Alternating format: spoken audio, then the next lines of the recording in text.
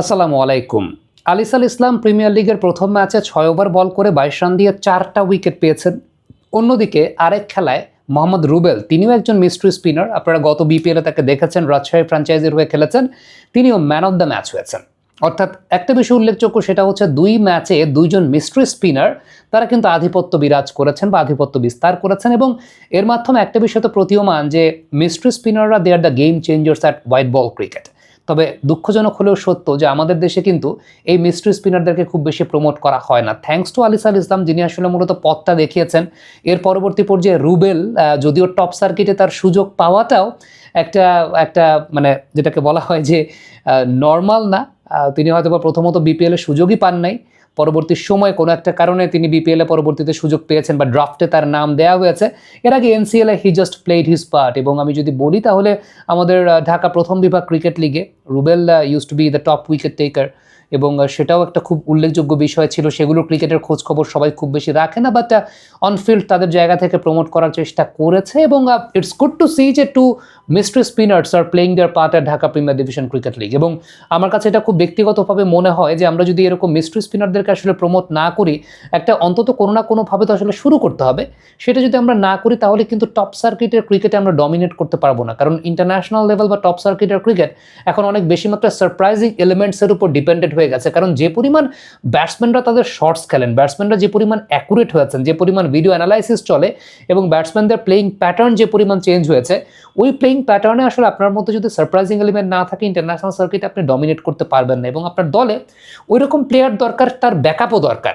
So ultimately আলিস আল ইসলাম তিনি সবচেয়ে কাছাকাছি অবস্থায় আছেন। দুঃখজনক ব্যাপার, প্রিমিয়ার লিগের তো আসলে সব ম্যাচ টেলিকাস্ট হচ্ছে না। সো রুবেল যে ম্যাচটা খেলেছেন সেই ম্যাচটার ভিডিও ফুটেজটা আমরা পাইনি। সো হাউ হি বোল্ড এই ব্যাপারে আসলে আমার কোনো আইডিয়া নাই, জাস্ট পরিসংখ্যানটা জানি এবং তিনি ম্যান অফ দ্য ম্যাচ হয়েছেন সেই বিষয়টা জানি। তবে আলিস আল ইসলামের বোলিং কেমন হয়েছে সেই ব্যাপারটা একটু বিশ্লেষণ করতে চাই। প্রথমত মার্শাল আইয়ুবকে যে বলতে আউট করেছেন আলিস, একটা ফ্লাইটের ডেলিভারি ছিল এবং সে বলটা টার্ন করে বেরিয়ে গেছে, সেটা দেখেছি আমরা।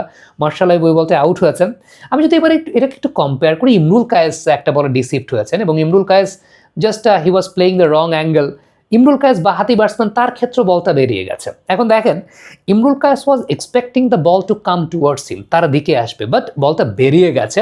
সো এটা একটা সারপ্রাইজিং এলিমেন্ট ছিল, যে লেন্থে পড়েছে, যে জায়গায় পড়েছে। সো আলিসের দুই ধরনের ক্যাপাবিলিটি আছে, এটা আমরা সবাই জানি, দুই ধরনের, তার 4-5 ধরনের ক্যাপাবিলিটি আছে। বাট ম্যাচ কনটেক্সটে যদি চিন্তা করা হয়, যে মার্শাল আইয়ুবও কিন্তু সিমিলার। মার্শাল আইয়ুব চিন্তা করেছেন বল ভেতরে ঢুকবে না, বল বেরিয়েছে। ইমরুল কায়েস চিন্তা করেছেন যে বল ভেতরে ঢুকবে, বল বেরিয়েছে।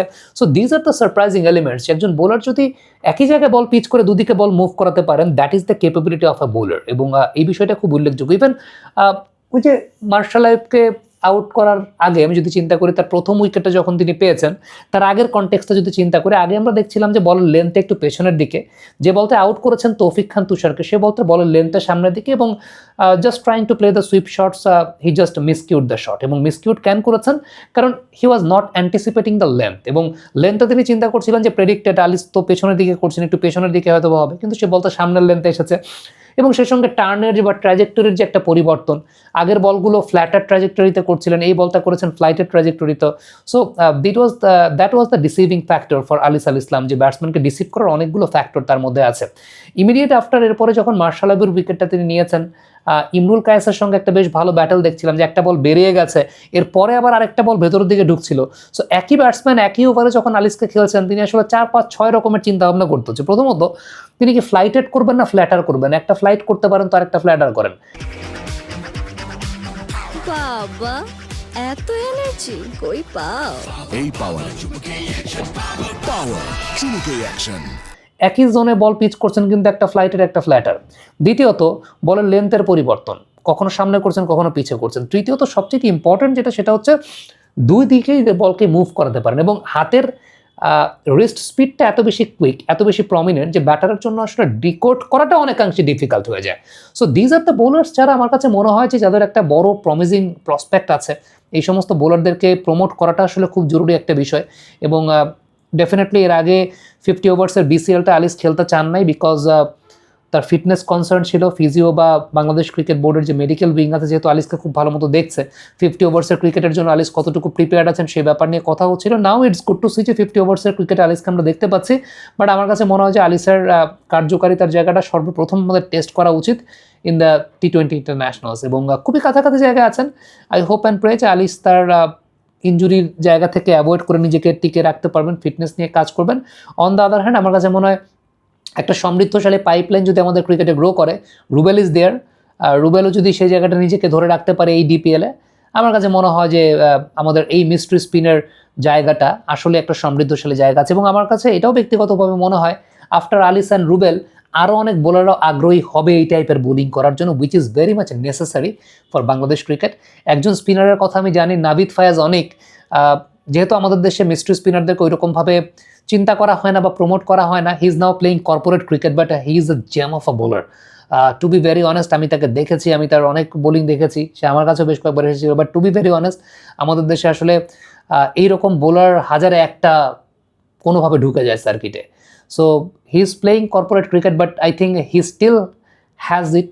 এবং আমি জানি না কোনো একটা দিন হয়তো বা নাবিদ ফায়াজ অনেককেও টপ সার্কিটের ক্রিকেটে আমি তো দেখতে চাই, যদিও সে ওই সার্কিটের ক্রিকেট ছেড়ে দিয়ে এখন কর্পোরেট ক্রিকেট খেলছে, but I really wish to see him at the top level.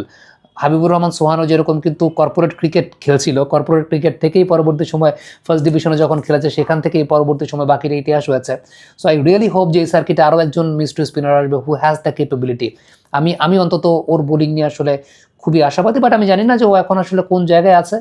আর আমাদের দেশে আসলে এগুলো খুব এনকারেজিং ফ্যাক্টরটাও থাকে না। আই রিয়েলি হোপ যে আমার এই ভিডিওটা যদি আসলে ওই সার্কিট পর্যন্ত পৌঁছায়, টপ সার্কিটের ক্রিকেটে কেউ না কেউ যদি ওর বোলিং দেখে ইমপ্রেসড হয়ে ওকে অন্তত একটা সুযোগ দেয়, তাহলে সেটাও হয়তো অনেক বড় একটা ফ্যাক্টর হয়ে দাঁড়াতে পারে। আপনারা ভিডিওটা দেখলেন, আমার কাছে মনে হয় যে আরও একজন মিস্ট্রি স্পিনারকে আপনাদের সামনে পরিচয় করিয়ে দিলাম।